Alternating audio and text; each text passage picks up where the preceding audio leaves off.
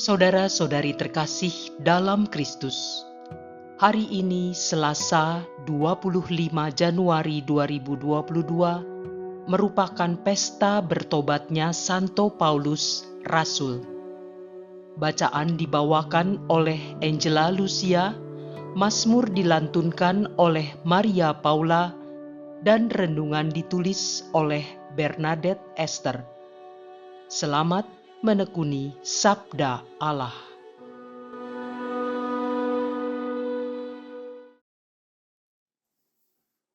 Bacaan dari Kisah Para Rasul, bab 22, ayat 3 sampai 16. Pada waktu itu, Paulus membela diri di hadapan orang-orang Yahudi. Aku adalah orang Yahudi, lahir di Tarsus di tanah Kilikia, tetapi dibesarkan di kota ini. Aku dididik dengan teliti di bawah pimpinan Gamaliel dalam hukum nenek moyang kita, sehingga aku menjadi seorang yang giat bekerja bagi Allah, sama seperti kamu semua pada waktu ini. Aku telah menganiaya pengikut-pengikut jalan Tuhan sampai mereka mati. Laki-laki dan perempuan kutangkap dan kuserahkan ke dalam penjara. Tentang hal itu, baik Imam Agung maupun majelis tua-tua dapat memberi kesaksian.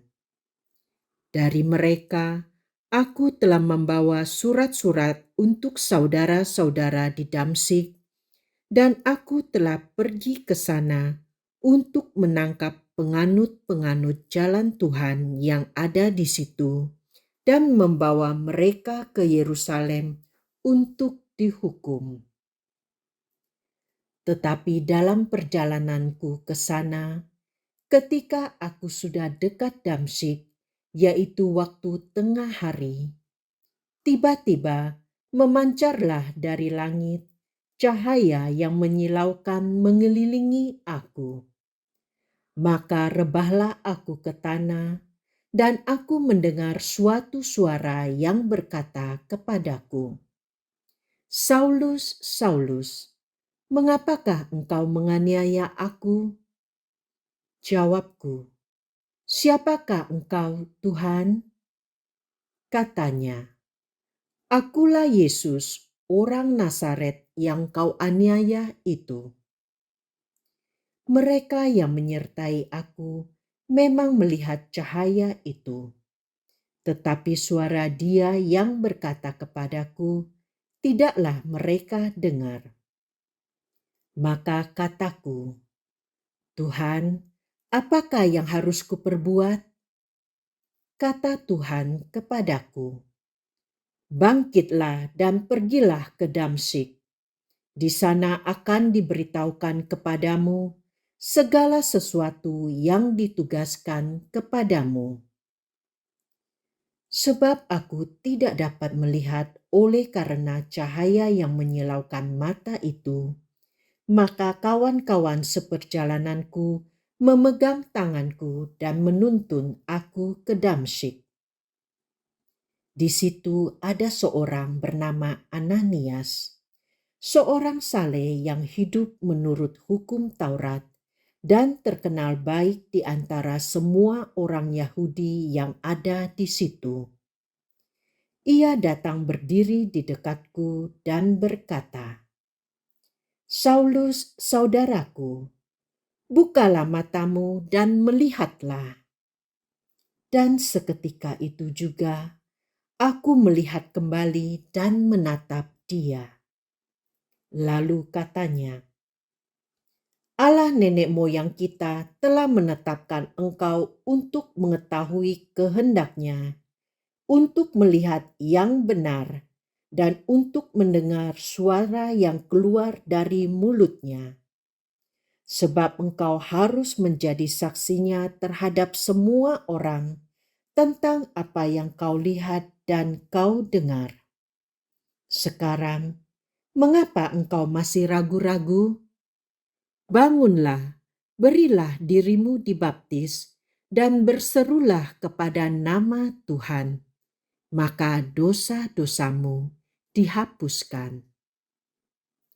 Demikianlah sabda Tuhan.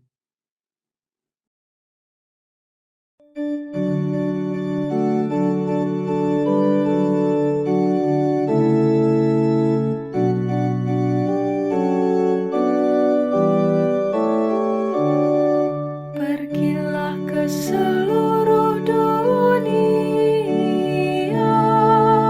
dan wartakanlah Injil.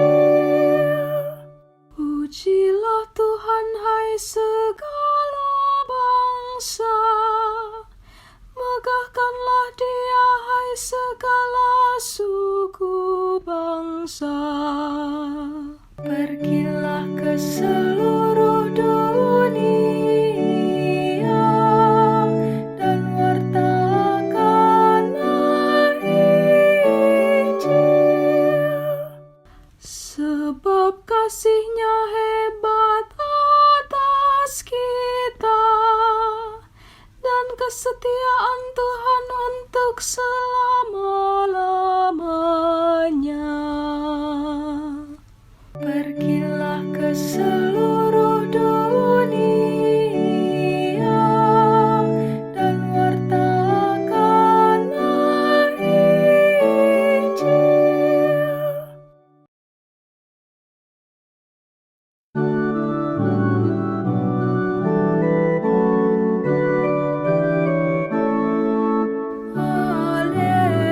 Haleluya, haleluya. Bukan kamu yang memilih aku, tetapi akulah yang memilih kamu. Aku telah menetapkan kamu supaya kamu pergi dan menghasilkan buah, dan buahmu itu tetap. Haleluya, haleluya.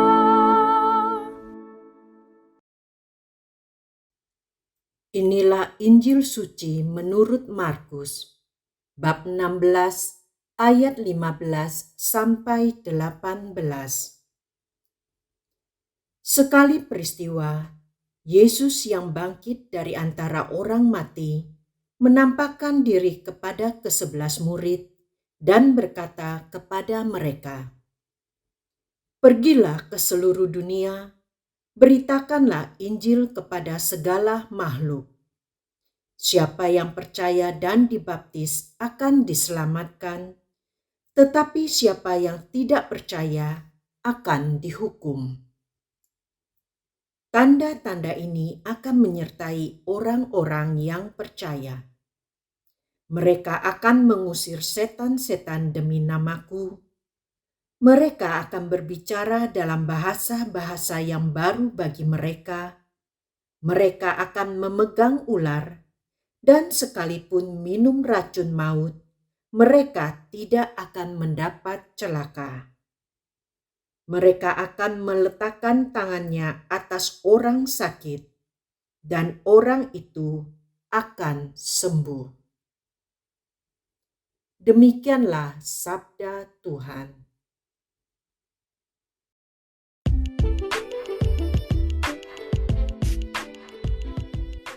Menjadi saksi dan pewarta kabar sukacita. Renungan dibawakan oleh Nikolaus Cipto.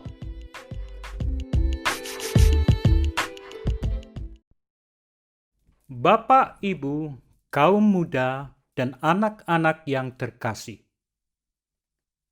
Apakah Anda bisa menebak sepanjang tahun 2021 ini, dari bulan Januari sampai bulan Desember, kira-kira ada berapa video yang sudah dihasilkan?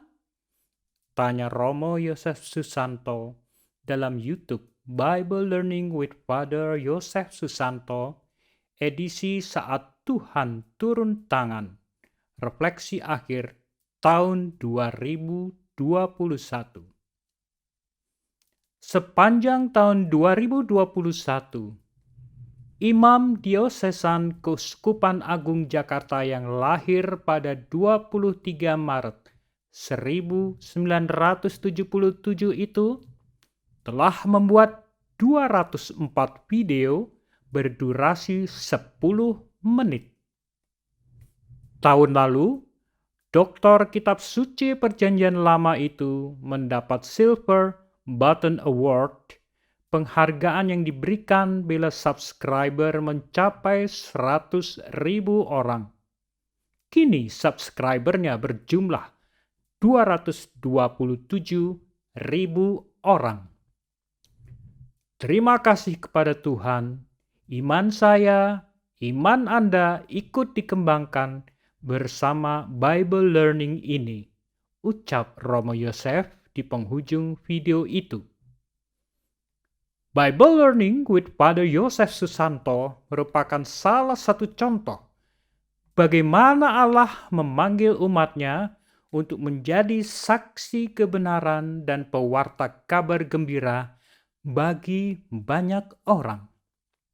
Bapak, Ibu, kaum muda, dan anak-anak yang terkasih, ribuan tahun lalu, Yesus memanggil Saulus, seorang penjahat yang selama 30 tahun setelah Pentakosta menganiaya orang-orang Kristen di Yerusalem atas seizin imam besar. Pengalaman iman atau pengalaman rohani yakni dijama oleh kasih Allah ketika Saulus berada di Damsyik hendak menangkap orang-orang Kristen, menyadarkan Saulus akan kesalahannya. Saulus berbalik arah menjadi Paulus, Rasul Yesus. Perjalanan Santo Paulus yang sepenuh hati melakukan perintah Yesus untuk mewartakan kabar baik dan memberi kesaksian tentang Yesus yang bangkit ke seluruh dunia, telah menghadirkan wajah Kristus pada beragam budaya, bahasa, dan bangsa. Pertobatnya Santo Paulus Rasul diperingati oleh Gereja Katolik seluruh dunia hari ini. Memberitakan Injil merupakan amanat agung Yesus untuk para pengikutnya. Dalam Markus bab 16 ayat 15, setelah kebangkitannya dari antara orang mati, Yesus memberikan perintah kepada ke-11 muridnya.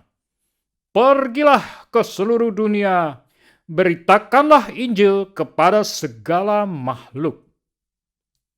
Dalam menjalankan amanat itu, para murid yang mengenal Yesus secara dekat menerima anugerahnya yang agung, dan itu pun telah diberikan kepada kita masing-masing.